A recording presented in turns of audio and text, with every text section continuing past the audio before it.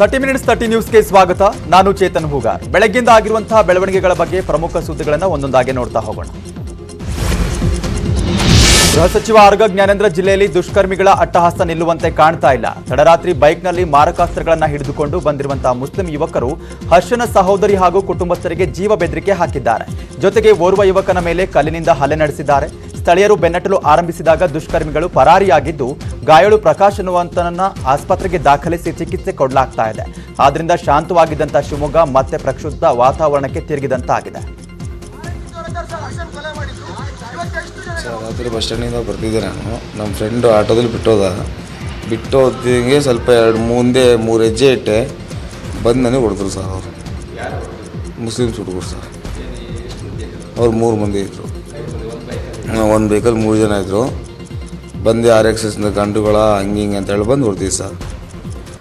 ಮನೆ ಒಳಗಡೆ ಓಡೋದ್ರು ಬಿಟ್ಟಿಲ್ಲ. ಬಂದು ಲಾಸ್ಟಿಗೆ ಇಷ್ಟಪ್ಪ ಕಲ್ಲು ಹಾಕ್ಯಾರ. ಒಟ್ಟು ಕಲ್ಲಲ್ಲೆಲ್ಲ ಹೊಡೆದ್ರು ಸರ್. ಯಾವ್ದಾದ್ರು ಹೊಡೆದು ಗೊತ್ತಿಲ್ಲ. ಕಲ್ಲಲ್ಲಿ ಒಂದು ಬಿತ್ತು ಹೊಡ್ತಾ ಇಲ್ಲಿಗೆ ಮತ್ತು ಇದ್ದಿದ್ರಲ್ಲಿ ಇದೊಂದು ಯಾವ್ದು ಬಿತ್ತೋ ಗೊತ್ತಿಲ್ಲ ಹೊಡ್ತಾ ಅದೆಲ್ಲ ಹೊಡೆದು ಸುಮ್ಮನೆ ಹೊಡ್ತಾ ಸರ್. ಬಂದು ಅದೆಲ್ಲ ಕಾಣಿಸಿಲ್ಲ, ನೋಡಿಲ್ಲ ಸರ್. ನಾವು ಓಡ್ ಬಂದಿದ್ದಕ್ಕೆ ಬಚಾವಾಗಿರೋದಿಲ್ಲ ಅಂದರೆ ಇದು ಮಾಡಿಬಿಟ್ಟು ಮನೆ ಒಳಗಡೆ ಬಂದ್ಯಾರ. ಮನೆಯಲ್ಲಿ ಎಲ್ಲಿ ಕೂಗಾಡಿದ್ದಕ್ಕೆ ಬಂದು ಬಾಗಿಲು ತೆಗ್ದಿದ್ದಕ್ಕೆ ಇಷ್ಟಪ್ಪ ಕಲ್ಲು ಹಾಕ್ಯಾರ. ಮತ್ತೆ ಜರ್ಕಂದು ಮನೆ ಒಳಗಡೆ ಓಡೋಗಿದ್ದಕ್ಕೆ ಅವ್ರು ಓಡೋಗ್ಬಿಟ್ರು. ಮುಸಲ್ಮಾನ್ ಗೂಂಡಾಗಳಿಗೆ ಶಿವಮೊಗ್ಗದಲ್ಲಿ ಪೊಲೀಸ್ ಇಲಾಖೆ ಹಾಗೂ ಸರ್ಕಾರದ ಭಯ ಇಲ್ಲ ಅಂತ ಮಾಜಿ ಸಚಿವ KS ಈಶ್ವರಪ್ಪ ಕಿಡಿಕಾರಿದ್ದಾರೆ. ಹರ್ಷನ ಕೊಲೆ ಕೇಸ್ NIAಗೆ ವಹಿಸಿದ ನಂತರ ಸಾಕಷ್ಟು ಪ್ರಕರಣಗಳು ಬೆಳಕಿಗೆ ಬಂದಿವೆ. ಆರೋಪಿಗಳು ಲಾಂಗ್ ಮಚ್ ಬಳಸ್ತಾ ಇಲ್ಲ, ಬದಲಿಗೆ ಕಲ್ಲಿನಿಂದ ಹೊಡೆದಿದ್ದಾರೆ ಅಂತ ಈಶ್ವರಪ್ಪ ಕಿಡಿಕಾರಿದ್ದಾರೆ. ಒಂದು ಬದಮಪ್ಪ ಲೇಔಟ್ ಅಂತ ಏನಿದೆ, ಅಲ್ಲಿ ಒಬ್ಬ ಪ್ರಕಾಶ್ ಅನ್ನೋ ಒಬ್ಬ ವ್ಯಕ್ತಿ, ಸುಮಾರು 25 ವಯಸ್ಸು ಆತನಿಗೆ. ಆತನ ಹತ್ರ ಅಂದರೆ ಆತ ಕೆಲಸ ಮುಗಿಸ್ಕೊಂಡು ಬರ್ತಾನೆ ಅವರ ಅಣ್ಣನ ಜೊತೆಗೆ. ಅವ್ರ ಅಣ್ಣ ಒಂದು 50-100 ಮೀಟ್ರು ದೂರದಲ್ಲಿ ನಿಂತ್ಕೊಂಡಿರ್ತಾನೆ. ಅಂದರೆ ಕನ್ನಡತೆನಲ್ಲಿ ಹೇಳಬೇಕಾದ್ರೆ ಬಿಟ್ಟು ಹೋಗಿರ್ತಾನೆ. ಹೋಗಿದ ತಕ್ಷಣವೇ as per the victim statement, ಅಂದರೆ ವಿಕ್ಟಿಮ್ ಪ್ರಕಾಶ್ ಅವರು ಹೇಳೋ ಪ್ರಕಾರ 3 ಜನ ವ್ಯಕ್ತಿಗಳು ಒಂದು ಬೈಕ್ನಲ್ಲಿ ಬರ್ತಾರೆ. ಒಂದು ಬೈಕ್ನಲ್ಲಿ ಬಂದು ಒಂದು ದೊಡ್ಡ ಕಲ್ಲನ್ನ ಎತ್ತಾಕ್ತಾರೆ ಮತ್ತು ಇನ್ನೊಂದು ಕಲ್ಲಿನಲ್ಲಿ ಆತನ ತಲೆಗೆ ಹಿಂಬದಿಗೆ ಹೊಡಿತಾರೆ ಅಂತ ಹೇಳ್ಬಿಟ್ಟು ಆತ ಹೇಳ್ತಾನೆ. ಹೀಗೆ ಹೊಡೆಯುವಾಗ ಸ್ವಲ್ಪ ಅವಾಚ್ಯ ಶಬ್ದಗಳಿಂದ ಕೂಡ ಬೈತಾ ಇದ್ರು ಅನ್ನೋ ಥರ ಆತ ಹೇಳ್ತಾನೆ.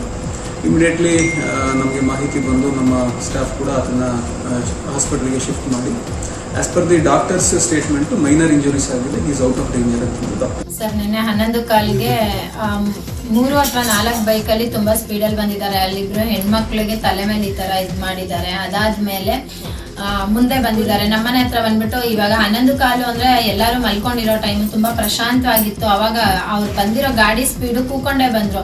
ಆಮೇಲೆ ನಮ್ಮನೆ ಹತ್ರ ನಿಂತಿರ್ತಕ್ಕಂಥ ಗಾಡಿಗೆ ಜಾಡ್ಸೋದಿದ್ದಾರೆ. ಆ ಟೈಮಿಗೆ ನಾವು ಹೊರಗಡೆ ಹೋದಾಗ ಬಿಡಲ್ಲ, ಹರ್ಷನ್ ತೆಗ್ದಿರೋದ್ ಸಾಲ್ದ ಅಂತೆಲ್ಲ ಕೂಕೊಂಡು, ಹರ್ಷನ್ ಫ್ರೆಂಡ್ಸ್ ಹೆಸರೆಲ್ಲ ಏನೇನೋ ಕೂಕೊಂಡು, ಯಾಕಂದ್ರೆ ಅವ್ರು ಇದ್ದಿದ್ದ ಸ್ಪೀಡ್ಗೆ ಅಷ್ಟು ನಮ್ಗೆ ಆ ಹೆಸರುಗಳು ಕೇಳಿಸ್ಲಿಲ್ಲ.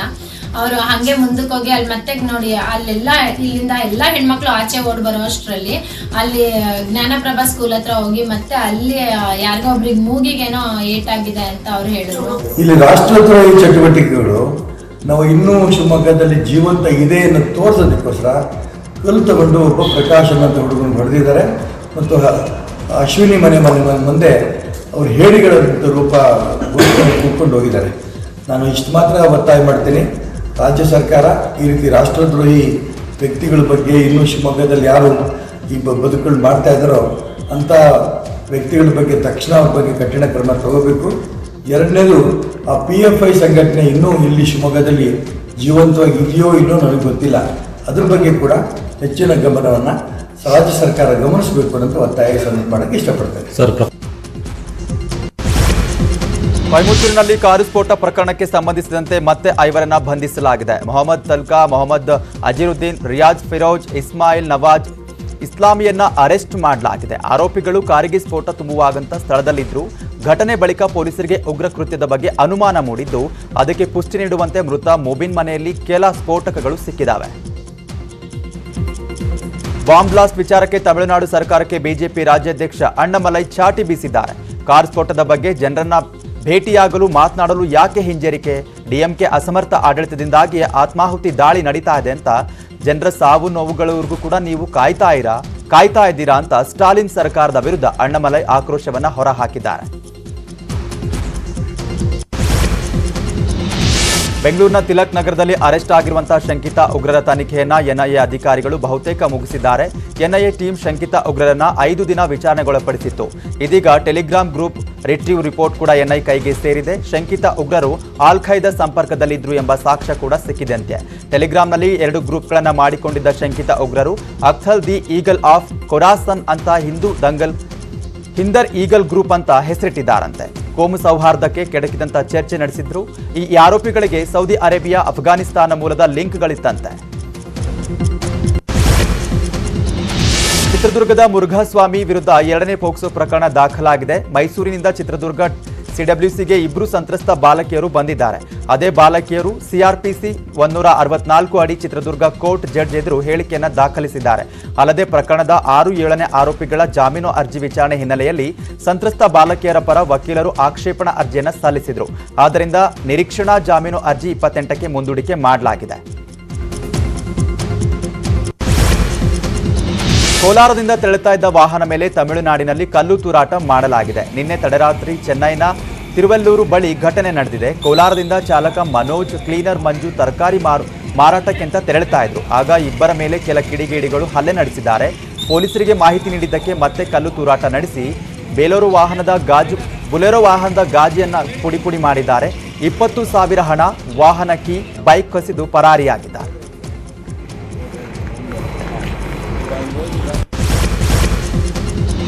ಖಾಸಗಿ ಬಸ್ ಸಂಚಾರ ಪೊಲೀಸ್ ಚೌಕಿಗೆ ಗುದ್ದಿರುವಂತಹ ಘಟನೆ ಬೆಂಗಳೂರು ತುಮಕೂರು ರಾಷ್ಟ್ರೀಯ ಹೆದ್ದಾರಿಯಲ್ಲಿ ನಡೆದಿದೆ. ಬೆಂಗಳೂರಿನಿಂದ ತುಮಕೂರು ಮಾರ್ಗವಾಗಿ ವೇಗವಾಗಿ ಬರ್ತಾ ಇದ್ದ ಖಾಸಗಿ ಬಸ್ ಲಾರಿಗೆ ಡಿಕ್ಕಿ ಹೊಡೆದಿದ್ದನ್ನು ತಪ್ಪಿಸಲು ಹೋಗಿ ಪೊಲೀಸ್ ಚೌಕಿಗೆ ಡಿಕ್ಕಿ ಹೊಡೆಯಲಾಗಿದೆ. ಘಟನೆಯಲ್ಲಿ 4 ಬೈಕಿಗೆ ಹಾನಿಯಾಗಿದೆ. ಸದ್ಯ ಬಸ್, ಲಾರಿ ಹಾಗೂ ಚಾಲಕರನ್ನ ನೆಲಮಂಗಲ ಸಂಚಾರಿ ಪೊಲೀಸ್ ಠಾಣೆಯಲ್ಲಿ ವಶಕ್ಕೆ ಪಡೆಯಲಾಗಿದೆ. ಹೊನ್ನಾಳಿಯಿಂದ ನ್ಯಾಮತಿಯ ಸುರಹೊನ್ನವರೆಗೆ ನಡೆದಿರುವಂತಹ ರಸ್ತೆ ಕಾಮಗಾರಿಯಲ್ಲಿ ಅವ್ಯವಹಾರ ಆರೋಪ ಕೇಳಿ ಬಂದಿದೆ. ಕರ್ನಾಟಕ ರಸ್ತೆ ಅಭಿವೃದ್ಧಿ ನಿಗಮ 22 ಕೋಟಿ ವೆಚ್ಚದ ಕಾಮಗಾರಿ ಕೈಗೊಂಡಿತ್ತು. ಡಿವೈಡರ್, ಲೈಟ್, ಪಿಲ್ಲರ್ ಅಳವಡಿಕೆಯಲ್ಲಿ ಅವ್ಯವಹಾರ ನಡೆದಿದೆ ಅಂತ ಭ್ರಷ್ಟಾಚಾರ ವಿರೋಧಿ ವೇದಿಕೆ ಕಾರ್ಯದರ್ಶಿ ಹನುಮಂತಪ್ಪ ಆರೋಪ ಮಾಡಿದ್ದಾರೆ. ಅಲ್ಲದೆ ಶಾಸಕ ರೇಣುಕಾಚಾರ್ಯ ಕಣ್ಗಾವಲಲ್ಲಿ ಅವ್ಯವಹಾರ ನಡೆದಿದೆ ಅಂತ ಆರೋಪಿಸಿದ್ದಾರೆ. ಆದರೆ ಆರೋಪ ಮಾಡುವವರೆಲ್ಲ ಕಾಂಗ್ರೆಸ್ನ ಏಜೆಂಟ್ರು ಅಂತ ರೇಣುಕಾಚಾರ್ಯ ತಿರುಗೇಟನ್ನ ಕೊಟ್ಟಿದ್ದಾರೆ.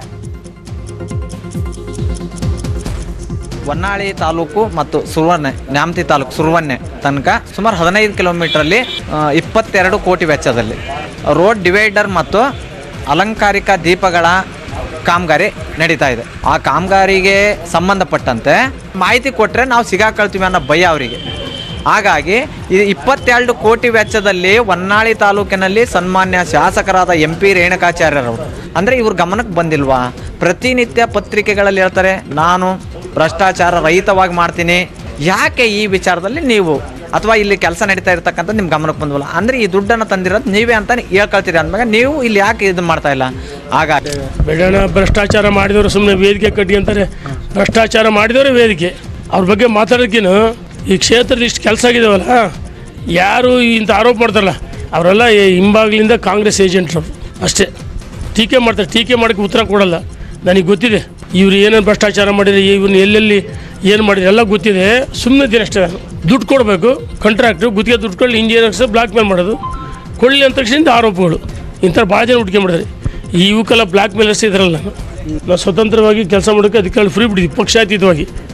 ನೀವೇನು ಮಾಡಬಾರ್ದು ಮಾಡಲಿಲ್ವಾ? ನಿಮ್ಮ ನಾನು ಇವ್ರ ಹಗರಣಗಳು ಹೇಳ್ತಾ ಹೋದ್ರೆ ಮತ್ತಷ್ಟು ಆಗುತ್ತೆ. ಅವ್ರ ಬಗ್ಗೆ ಹೆಚ್ಚು ಮಾತಾಡಲ್ಲ. ನೀನು ಅವ್ರು ಏನು ಮಾಡಿದರೆ ಆತ್ಮಲೋಕನ ಮಾಡ್ಕೊಳ್ಳಿ ಬೇಡಣ. ನಾಳೆ ಮಲ್ಲಿಕಾರ್ಜುನ್ ಖರ್ಗೆ ಅವರು ಕಾಂಗ್ರೆಸ್ನ ನೂತನ ಅಧ್ಯಕ್ಷರಾಗಿ ಅಧಿಕಾರವನ್ನು ಸ್ವೀಕರಿಸಲಿದ್ದಾರೆ. ನಾಳಿನ ಕಾರ್ಯಕ್ರಮದಲ್ಲಿ ರಾಜ್ಯ ನಾಯಕರು ಭಾಗಿಯಾಗಲಿದ್ದು, ಸಿದ್ದರಾಮಯ್ಯ ಇಂದು ದೆಹಲಿಗೆ ತೆರಳುತ್ತಾ ಇದ್ದಾರೆ. ಅಲ್ಲದೆ ಇಂದು ವರಿಷ್ಠರನ್ನ ಭೇಟಿಯಾಗಿ ರಾಜ್ಯ ರಥಯಾತ್ರೆ ಬಗ್ಗೆ ಕೂಡ ಮಾತುಕತೆ ನಡೆಸುವ ಸಾಧ್ಯತೆ ಇದೆ. ಇನ್ನು ಕೆಪಿಸಿಸಿ ಅಧ್ಯಕ್ಷ DK ಶಿವಕುಮಾರ್ ನಾಳೆ ದೆಹಲಿಗೆ ತೆರಳಲಿದ್ದು, MB ಪಾಟೀಲ್, ಈಶ್ವರ್ ಖಂಡ್ರೆ, ದೃಢನಾರಾಯಣ್, ಪರಮೇಶ್ವರ್, ಪ್ರಿಯಾಂಕ್ ಖರ್ಗೆ ಕೂಡ ನಾಳೆ ದೆಹಲಿಗೆ ಹೋಗ್ತಿದ್ದಾರೆ. 2023ರ ಚುನಾವಣೆ ಗೆಲ್ಲಲು DK ಶಿವಕುಮಾರ್ ಸಿದ್ದರಾಮಯ್ಯಗೆ ರಾಹುಲ್ ಗಾಂಧಿಯವರು ಟಿಪ್ಸ್ ಕೊಟ್ಟಿದ್ದಾರೆ. ಇಬ್ಬರು ನಾಯಕರು ಒಂದಾಗಿ ಹೋಗಬೇಕು, ಯಾವುದೇ ಕಾರಣಕ್ಕೂ ಕೂಡ ಪರಸ್ಪರ ಕಾಲು ಎಳೆದುಕೊಳ್ಬೇಡಿ, ಪರಸ್ಪರ ಕಾಲು ಎಳೆದುಕೊಂಡ್ರೆ ಅಧಿಕಾರ ಬಿಟ್ಟುಕೊಂಡಂತಾಗುತ್ತದೆ ಅಂತ ರಾಯಚೂರಿನಲ್ಲಿ ಕಿವಿ ಮಾತು ಹೇಳಿದ್ದಾರಂತೆ. ಭಾರತ್ ಜೋಡೋ ಯಾತ್ರೆ ಎಫೆಕ್ಟ್ ಕೆಪಿಸಿಸಿ ಕಚೇರಿಗೂ ಕೂಡ ತಟ್ಟಿದೆ. ನೂತನ ಕೆಪಿಸಿಸಿ ಕಚೇರಿಗೆ ಹೊಸ ಹೆಸರಿಡಲು DKಶಿ ಪ್ಲಾನ್ ಮಾಡಿದ್ದು, ಭಾರತ್ ಜೋಡೋ ಎಂದೇ ನಾಮಕರಣ ಮಾಡುವ ಸಾಧ್ಯತೆ ಇದೆ. ಭಾರತ್ ಜೋಡೋ ಕಾಂಗ್ರೆಸ್ ಪಾಲಿಗೆ ಐತಿಹಾಸಿಕ ಕಾರ್ಯಕ್ರಮವಾಗಿದ್ದು ಇದೇ ಹೆಸರನ್ನಿಡಲು ಕೆಪಿಸಿಸಿ ಅಧ್ಯಕ್ಷ ಡಿಕೆ ಶಿವಕುಮಾರ್ ಅವರು ತೀರ್ಮಾನವನ್ನ ಮಾಡಿದ್ದಾರಂತೆ. ಶಾಸಕ ಯತ್ನಾಳರ ಹಾವು ಯಾವುದು? ಭ್ರಷ್ಟಾಚಾರ ಹವಾ, ಸಿಡಿ ಹವಾ ಅಂತ ಟ್ವಿಟರ್ನಲ್ಲಿ ಬಿಜೆಪಿ ನಾಯಕರನ್ನ ಕಾಂಗ್ರೆಸ್ ಪ್ರಶ್ನಿಸಿದೆ. ಕಾಂಗ್ರೆಸ್ ಕಿಟಕಿ ಇಣುಕುವುದರಲ್ಲೇ ಬಿಜೆಪಿ ನಿರತರಾಗಿತ್ತು. ಇದೀಗ ಬಿಜೆಪಿಗರೆಲ್ಲ ಹಾವಾಡಿಗರಾಗಿದ್ದಾರೆ. ಆ ಹಾವುಗಳು ಎಲ್ಲಿ ಹೆಡೆ ಎತ್ತುತ್ತಾವೋ ಎಂಬುದು ಸ್ವತಃ ಬಿಜೆಪಿಗೆ ತಿಳಿತಾ ಇಲ್ಲ ಅಂತ ಯತ್ನಾಳರನ್ನ ಉಲ್ಲೇಖಿಸಿ ಕಾಂಗ್ರೆಸ್ ಟ್ವೀಟ್ ಮಾಡಿದೆ. ಬೆಳಗಾವಿಯಲ್ಲಿ ನಡೆಯೋ ಕಿತ್ತೂರು ಉತ್ಸವಕ್ಕೆ ಹೇಗೂ ಸಿಎಂ ಅಧಿಕಾರ ಕಳೆದುಕೊಳ್ತಾರೆ ಅಂತ ಹೇಳಿದ್ರು. ಆ ಮಾತನ್ನ ಹಾಲಿ ಸಿಎಂ ಬಸವರಾಜ ಬೊಮ್ಮಾಯಿ ಸುಳ್ಳಾಗಿಸಿದ್ದಾರೆ. ನಿನ್ನೆ ಕಿತ್ತೂರು ಉತ್ಸವದಲ್ಲಿ ಭಾಗಿಯಾದ ಸಿಎಂ 115 ಕೋಟಿ ಅನುದಾನ ಘೋಷಣೆ ಮಾಡಿದ್ದಾರೆ. ಈ ವೇಳೆ ಮಾತನಾಡಿದ ಅವರು, ಕಿತ್ತೂರು ಉತ್ಸವಕ್ಕೆ ಬಂದ್ರೆ ಸಿಎಂ ಸ್ಥಾನ ಹೋಗುತ್ತೆ ಅಂತ ಹಿಂದಿನ ಸಿಎಂಗಳು ಬರಲಿಲ್ಲ. ನನಗೂ ಇದನ್ನೇ ಒಬ್ಬ ಪುಣ್ಯಾತ್ಮ ಹೇಳಿದ್ದ. ನಾನು ಹೋಗೇ ಹೋಗ್ತೀನಿ ಅಂತ ಬಂದಿದ್ದೆ. ಇಂತಹ ಮೂಢನಂಬಿಕೆಗಳನ್ನ ನಾನು ನಂಬುವುದಿಲ್ಲ. ಕಳೆದ ವರ್ಷವೂ ಉತ್ಸವಕ್ಕೆ ಬಂದಿದ್ದೆ, ಈ ಬಾರಿಯೂ ಕೂಡ ಬಂದಿದ್ದೇನೆ. ಮೂಢನಂಬಿಕೆಗೆ ಸೆಡ್ಡು ಹೊಡೆದು 2 ಬಾರಿ ಉತ್ಸವದಲ್ಲಿ ಭಾಗಿಯಾಗಿದ್ದೇನೆ ಅಂತ ಹೇಳಿಕೆ ಕೊಟ್ಟಿದ್ದಾರೆ. ಬೆಳಗಾವಿಯಲ್ಲಿ ಕಿತ್ತೂರು ಉತ್ಸವ ಅದ್ದೂರಿಯಾಗಿ ನಡೆದಿದೆ. ಗಾಯಕ ವಿಜಯ್ ಪ್ರಕಾಶ್ ತಂಡದಿಂದ ರಸಮಂಜರಿ ಕಾರ್ಯಕ್ರಮವನ್ನ ಜನ ಎಂಜಾಯ್ ಮಾಡಿದ್ದಾರೆ. ನೀನೇ ರಾಜ್ಕುಮಾರ ಕಾಂತಾರ ಚಿತ್ರದ ಹಾಡಿಗೆ ಜನರು ಫಿದಾ ಆದ್ರು.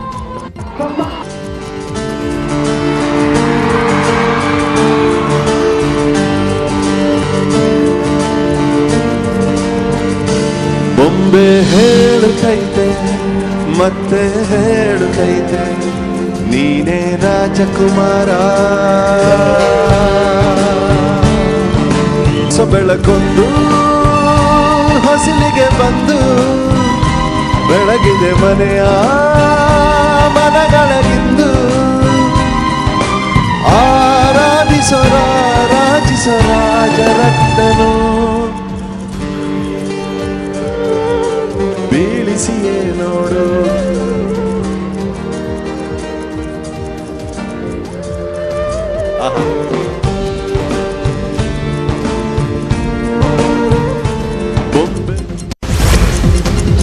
ವಾಟ್ಸಪ್ ಸರ್ವರ್ನಲ್ಲಿ ಸಮಸ್ಯೆ ಕಾಣಿಕೊಂಡಿದೆ. ಹೀಗಾಗಿ ವಿಶ್ವದಾದ್ಯಂತ ವಾಟ್ಸಪ್ ಸೇವೆಯಲ್ಲಿ ವ್ಯತ್ಯಯ ಕಂಡು ಬಂದಿದೆ. ಈ ಬಗ್ಗೆ ಇದುವರೆಗೂ ಕೂಡ ವಾಟ್ಸಪ್ನಿಂದ ಯಾವುದೇ ಅಧಿಕೃತ ಪ್ರತಿಕ್ರಿಯೆ ಬಂದಿಲ್ಲ. ಆದರೆ ಬಳಕೆದಾರರು ಸಂದೇಶವನ್ನು ಕಳಿಸಲು ಅಥವಾ ಸ್ವೀಕರಿಸಲು ಸಾಧ್ಯವಾಗ್ತಾ ಇಲ್ಲ. ವಿಶ್ವದಾದ್ಯಂತ ಮಧ್ಯಾಹ್ನ ಸುಮಾರು 12:30ರಿಂದ ವಾಟ್ಸಪ್ ಕಾರ್ಯ ನಿರ್ವಹಿಸ್ತಾ ಇಲ್ಲ. ವಾಟ್ಸಪ್ನಲ್ಲಿ ಮೆಸೇಜ್ಗಳು ಕಳಿಸಲು ಸಾಧ್ಯವಾಗದಿದ್ದಕ್ಕೆ ಮೊಬೈಲ್ ರೀಸ್ಟಾರ್ಟ್ ಮಾಡಿರುವುದಾಗಿ ಹಲವರು ಟ್ವಿಟರ್ನಲ್ಲಿ ಹೇಳಿಕೊಂಡಿದ್ದಾರೆ. ಬ್ರಿಟನ್ನಲ್ಲಿ ಅಲ್ಪಸಂಖ್ಯಾತ ಸಮುದಾಯದ ರಿಷಿ ಸುನಕ್ ಪ್ರಧಾನಿಯಾಗಿ ಆಯ್ಕೆಯಾಗಿದ್ದಾರೆ. ಇದೀಗ ಭಾರತದಲ್ಲೂ ಅಲ್ಪಸಂಖ್ಯಾತ ಪ್ರಧಾನಿ ಸುದ್ದಿ ಸದ್ದು ಮಾಡ್ತಾ ಇದೆ. ಅಮೆರಿಕ, ಬ್ರಿಟನ್ನಲ್ಲಿ ಅಲ್ಪಸಂಖ್ಯಾತರಿಗೆ ಉನ್ನತ ಸ್ಥಾನ ಸಿಕ್ಕಿದೆ. ಇದರಿಂದ ಭಾರತ ರಾಜಕೀಯ ಪಕ್ಷಗಳು ಪಾಠ ಕಲಿಯುವಂತ ಅಗತ್ಯವಿದೆ ಅಂತ ಕಾಂಗ್ರೆಸ್ ನಾಯಕ ಪಿ ಚಿದಂಬರಂ ಟ್ವೀಟ್ ಮಾಡಿದ್ದಾರೆ. ಚಿದಂಬರಂ ಮಾತಿಗೆ ಶಶಿ ತರೂರ್ ಕೂಡ ಧನಿಗೂಡಿಸಿದ್ದಾರೆ. ಇನ್ನು ಮೈನಾರಿಟಿ ನಾಯಕತ್ವದ ಬಗ್ಗೆ ಮೆಹಬೂಬಾ ಮುಫ್ತಿ ಕೂಡ ಟ್ವೀಟ್ ಮಾಡಿದ್ದಾರೆ. ಕಾಂಗ್ರೆಸ್ ನಾಯಕರ ಅಭಿಪ್ರಾಯಕ್ಕೆ ಬಿಜೆಪಿಯ ರವಿಶಂಕರ್ ಪ್ರಸಾದ್ ಟಾಂಗ್ ಕೊಟ್ಟಿದ್ದಾರೆ. ಭಾರತಕ್ಕೆ ಸಿಖ್ ಸಮುದಾಯದ ವ್ಯಕ್ತಿ 10 ವರ್ಷ ಪ್ರಧಾನಿಯಾಗಿದ್ರು. ಅಬ್ದುಲ್ ಕಲಾಂ ದೇಶದ ಅತ್ಯುನ್ನತ ಸ್ಥಾನದಲ್ಲಿದ್ರು. ಸದ್ಯ ದ್ರೌಪದಿ ಮುರ್ಮು ದೇಶದ ರಾಷ್ಟ್ರಪತಿಯಾಗಿದ್ದಾರೆ. ತಮ್ಮ ಮಾತನ್ನ ವಿಪಕ್ಷಗಳು ವಾಪಸ್ ಪಡಿಬೇಕು ಅಂತ ಅನ್ಯ ದೇಶಗಳನ್ನ ನೋಡಿ ಭಾರತ ಕಲಿಯಬೇಕಾಗಿದ್ದು ಏನೂ ಇಲ್ಲ. ಭಾರತ ಕೆಲ ನಾಯಕರು ಅತಿರೇಕದಿಂದ ವರ್ತಿಸ್ತಾ ಇದ್ದಾರೆ ಅಂತ ಕಿಡಿಕಾರಿದ್ದಾರೆ. ಇಂದು ನಭೋಮಂಡಲದಲ್ಲಿ ಕೌತುಕದ ವಿದ್ಯಮಾನವೊಂದು ಜರುಗ್ತಾ ಇದೆ. 27 ವರ್ಷದ ಬಳಿಕ ದೀಪಾವಳಿ ಹಬ್ಬದಂದೇ ಸೂರ್ಯಗ್ರಹಣ ಸಂಭವಿಸ್ತಾ ಇದೆ. ಇದು ಈ ವರ್ಷ ಕೊನೆಯ ಸೂರ್ಯಗ್ರಹಣ ಆಗಿದ್ದು ಅಮಾವಾಸ್ಯೆ ದಿನದಂದೇ ಈ ಗ್ರಹಣ ಇರೋದು ವಿಶೇಷವಾಗಿದೆ. ಈ ಕೌತುಕವನ್ನ ಕಣ್ತುಂಬಿಕೊಳ್ಳಲು ಇಡೀ ಜಗತ್ತೇ ಎದುರು ನೋಡ್ತಾ ಇದೆ. ಕರ್ನಾಟಕ ಸೇರಿದಂತೆ ದೆಹಲಿ, ಮಹಾರಾಷ್ಟ್ರ, ರಾಜಸ್ಥಾನ, ಗುಜರಾತ್, ಉತ್ತರ ಪ್ರದೇಶ, ಆಂಧ್ರ, ತೆಲಂಗಾಣ, ತಮಿಳುನಾಡು, ಕೇರಳ ಸೇರಿ ಇನ್ನುಳಿದ ರಾಜ್ಯಗಳಲ್ಲಿ ಗ್ರಹಣ ಗೋಚರವಾಗಲಿದೆ. ಈಶಾನ್ಯ ರಾಜ್ಯಗಳಲ್ಲಿ ಗ್ರಹಣ ಗೋಚರಿಸ್ತಾ ಇಲ್ಲ ಅಂತ ಖಗೋಳ ವಿಜ್ಞಾನಿಗಳು ತಿಳಿಸಿದ್ದಾರೆ. ಜೊತೆಗೆ ಮಧ್ಯ ಏಷ್ಯಾ ರಾಷ್ಟ್ರಗಳು, ಆಫ್ರಿಕಾ ದೇಶಗಳು, ಯುರೋಪ್ನಲ್ಲೂ ಕೂಡ ಗ್ರಹಣ ಗೋಚರವಾಗಲಿದೆ. ಕರ್ನಾಟಕದಲ್ಲಿ ಸಂಜೆ 5:12ರಿಂದ ಸಂಜೆ 6:27ರವರೆಗೆ ಗ್ರಹಣ ಇರಲಿದೆ. ರಾಜ್ಯದ ಬಹುತೇಕ ದೇವಾಲಯಗಳು ಗ್ರಹಣದ ವೇಳೆ ಬಂದ್ ಇರಲಿವೆ.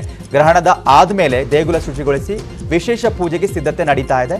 ಕೆಲ ದೇವಸ್ಥಾನಗಳು ಕೂಡ ಎಂದಿನಂತೆ ಓಪನ್ ಇರಲಿವೆ.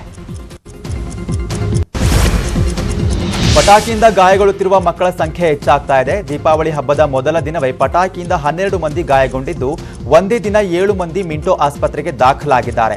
ಚಾಮರಾಜಪೇಟೆ ಮತ್ತು ಮೈಸೂರು ರಸ್ತೆಯಲ್ಲಿ ತಲಾ 2 ಗಾಯಗೊಂಡಿದ್ದಾರೆ. ಸರ್ಜಾಪುರ ಮತ್ತು ಅವಿನ್ಯೂ ರಸ್ತೆಯಲ್ಲಿ ತಲಾ 1 ಗಾಯವಾಗಿದೆ. ಅನ್ನಪೂರ್ಣೇಶ್ವರಿ ನಗರದಲ್ಲಿ ಪಟಾಕಿ ಸಿಡಿದು ಮಹಿಳೆಯೊಬ್ಬರು ಗಾಯಗೊಂಡಿದ್ದಾರೆ. ಬೆಂಗಳೂರಿನ ಮಿಂಟೋ ಆಸ್ಪತ್ರೆಯಲ್ಲಿ ಗಾಯಾಳುಗಳಿಗೆ ಚಿಕಿತ್ಸೆಯನ್ನು ನೀಡಲಾಗ್ತಾ ಇದೆ. ಇನ್ನು ಬಿಜ್ಲಿ ಹಾಗೂ ಲಕ್ಷ್ಮಿ ಪಟಾಕಿಯಿಂದಲೇ ಹೆಚ್ಚು ಜನರಿಗೆ ಗಾಯಗಳಾಗ್ತಾ ಇದ್ದಾವೆ. ದೀಪಾವಳಿಯನ್ನು ನಿಷೇಧ ಹೊರತಾಗಿಯೂ ದೆಹಲಿಯಲ್ಲಿ ಪಟಾಕಿ ಸಿಡಿಸಲಾಗ್ತಾ ಇದೆ. ಇದರಿಂದ ವಾಯು ಗುಣಮಟ್ಟ ತೀವ್ರ ಕುಸಿತವಾಗಿದ್ದು ಜನರಿಗೆ ಉಸಿರಾಟದ ಸಮಸ್ಯೆ ಎದುರಾಗ್ತಾ ಇದೆ. ದೆಹಲಿಯ ವಾಯು ಗುಣಮಟ್ಟ ಸೂಚ್ಯಾಂಕವು ಇಂದು ಬೆಳಗ್ಗೆ 6 ಗಂಟೆಗೆ 323ರಷ್ಟಿತ್ತು ಅಂತ ಸಿಸ್ಟಮ್ ಆಫ್ ಏರ್ ಕ್ವಾಲಿಟಿ ತೋರಿಸಿದೆ. ಇನ್ನು ಗುರುಗ್ರಾಮ್, ನೋಯ್ಡಾ ಮತ್ತು ಫರೀದಾಬಾದ್ನಲ್ಲೂ ಕೂಡ ಗಾಳಿಯ ಗುಣಮಟ್ಟ ಅತ್ಯಂತ ಕಳಪೆ ಮಟ್ಟಕ್ಕೆ ತಲುಪಿದೆ. ಛತ್ತೀಸ್ಗಢ ಸಿಎಂ ಭೂಪೇಶ್ ಬಘೇಲ್ರಿಂದ ಒಂದು ವಿಡಿಯೋ ಸಖತ್ತಾಗಿ ವೈರಲ್ ಆಗ್ತಾ ಇದೆ. ಬಘೇಲ್ ವಿಶೇಷ ಆಚರಣೆ ಪ್ರಯುಕ್ತ ಬಾರುಕೋಲ್ನಿಂದ 5 ಏಟು ತಿಂತಾರೆ. ಅದೇನು ಸಾಮಾನ್ಯ ಏಟುಗಳಲ್ಲ, ಜೋರಾಗಿ ಏಟು ಬಿದ್ದಿದೆ. ಆ ವಿಡಿಯೋ ಸಾಮಾಜಿಕ ಜಾಲತಾಣದಲ್ಲಿ ಸಖತ್ತು ವೈರಲ್ ಆಗಿದೆ.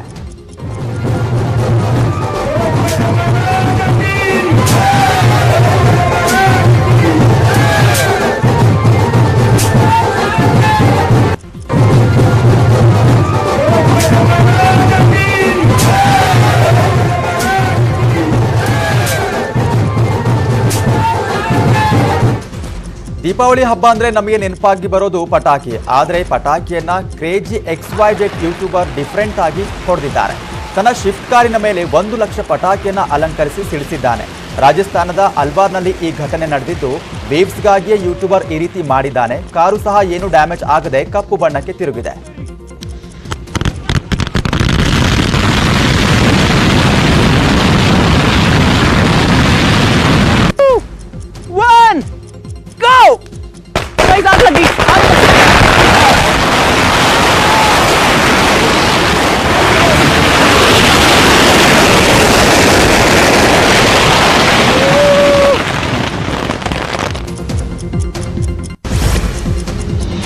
ಇನ್ನುಳಿದ ಸುದ್ದಿಗಳನ್ನು ನೋಡ್ತಾ ಹೋಗೋಣ ಒಂದು ಸ್ಮಾಲ್ ಬ್ರೇಕ್ ಆದ್ಮೇಲೆ.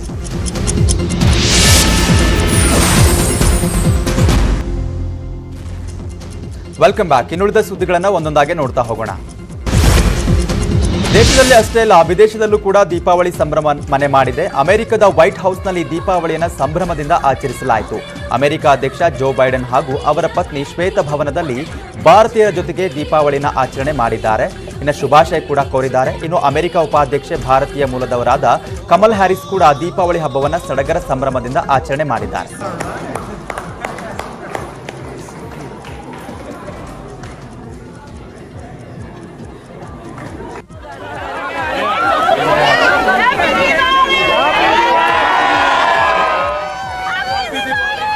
It is about tradition. ಜಾರ್ಖಂಡ್ನಲ್ಲಿ ರಾಂಚಿಯಲ್ಲಿ ಘನಘೋರ ಘಟನೆ ನಡೆದಿದೆ. ಬಸ್ ನಿಲ್ದಾಣದಲ್ಲಿ ಬಸ್ ಪಾರ್ಕಿಂಗ್ ಮಾಡಿ ಚಾಲಕ ಹಾಗೂ ಕ್ಲೀನರ್ ಮಲಗಿದ್ರು. ಬಸ್ನಲ್ಲಿ ದೀಪ ಹಚ್ಚಿರೋದ್ರಿಂದ ಬಸ್ಗೆ ದೀಪದ ಬೆಂಕಿ ತಗುಲಿದೆ. ಈ ವೇಳೆ ಬಸ್ನಲ್ಲಿ ಮಲಗಿದ್ದ ಚಾಲಕ ಹಾಗೂ ಕ್ಲೀನರ್ ಇಬ್ಬರು ಸಜೀವ ದಹನರಾಗಿದ್ದಾರೆ. ಅಲ್ಲದೆ ಬೆಂಕಿ ಕೆನ್ನಾಲಿಗೆಗೆ ಬಸ್ ಸಂಪೂರ್ಣವಾಗಿ ಸುಟ್ಟು ಕರಗಲಾಗಿದೆ.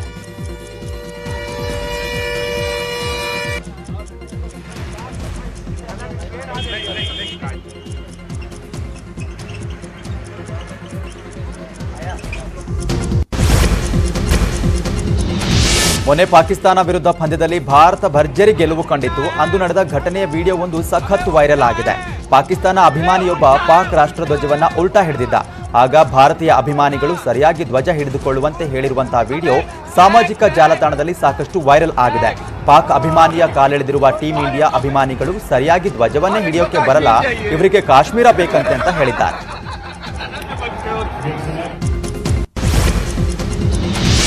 ಪಾಕಿಸ್ತಾನಿಗಳಿಗೆ ತಲೆ ಇಲ್ಲ ಅನ್ಸುತ್ತೆ. ಚಿತ್ರಾಲ್ ಎಂಬ ಜಿಲ್ಲೆಯಲ್ಲಿ ಕೆಲ ಸ್ಮಗ್ಲರ್ಗಳು ವಸ್ತುಗಳನ್ನ ಸಾಗಿಸೋಕೆ ಕತ್ತೆಗಳನ್ನ ಬಳಸಿದ್ರು.